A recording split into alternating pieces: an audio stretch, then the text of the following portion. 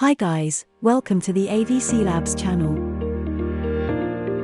Today we are going to learn how to color black and white photos with free online photo enhancer AI.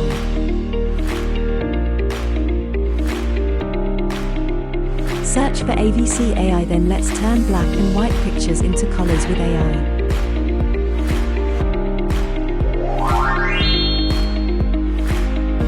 Upload all black and white pictures into AVC AI.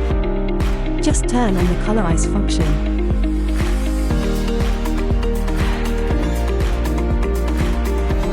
Then click Start Processing.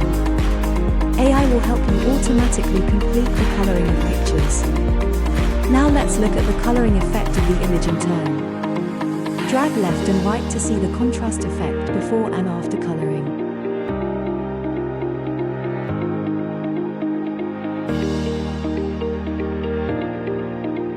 Can you believe this is all done by AI?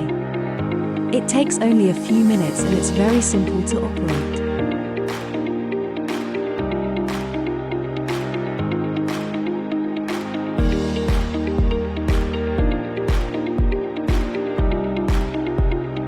If you are satisfied with the effect, just click the red button to save them. That's all for today.